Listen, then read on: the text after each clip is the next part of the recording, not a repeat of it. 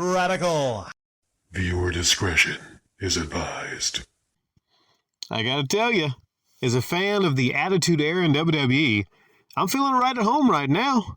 Feeling right at home with the whole storyline with The Rock, Cody Rhodes, Roman Reigns, CM Punk coming out, CM Punk basically calling Drew McIntyre a bitch.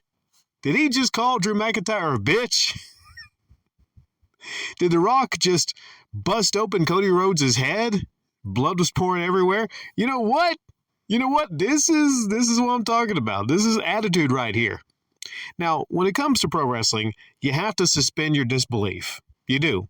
Because, it's all fake. It's all people playing their roles is what it is. But to be entertained by something, I would say some of you entertained by movies, everyone's playing roles in movies. You just need that extra something when it comes to pro wrestling. You need that extra something to make it seem more legit. To me, when I see blood, when I see people calling each other bitches and bitch asses, yeah, I can actually get behind that.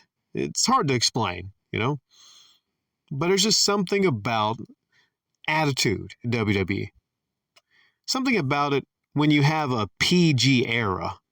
It just it's nowhere near the same. It's nowhere near the same. You need to let there be blood. You need to let there be cursing. Because you know what? In real fights, in real life, blood happens a whole lot when you're fighting each other.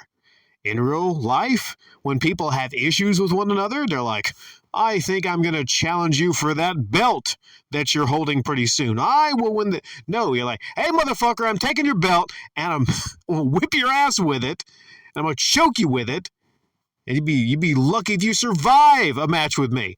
If people really have an issue with each other, they curse at each other. They make each other bleed. And The Rock whispered something to Cody Rhodes. No one could hear it. But apparently what he said to Cody Rhodes earlier on was like, I'm going to make you bleed. And he's got this whole storyline with Mama Rhodes. Well, some of you don't know who Cody Rhodes is. You might know who Dusty Rhodes is. That's his son. So they brilliantly worked at his storyline. He's Dusty's boy. And Rock calls him boy. And then he has this belt. I forget what he wrote on the belt. But he said, number one, it's going to have Cody's blood on it. Number two, it's going to have his mama's tears on it. Loving this, man. Loving this. Drew McIntyre is great on the freaking mic. Who would have thought? Drew McIntyre, great on the mic. And then CM Punk, great. There's so much attitude right now. I can sense it. And maybe a lot of that is because The Rock is in a lot of control behind the scenes. And Vince is out. Oh, there was a moment to where Vince was mentioned, but not exactly mentioned by, of all people, CM Punk. CM Punk said, so Drew McIntyre, you say you're the chosen one? Well, who chose you?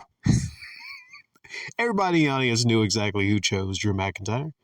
It was Vincent Kennedy McMahon, who can no longer be a part of the festivities.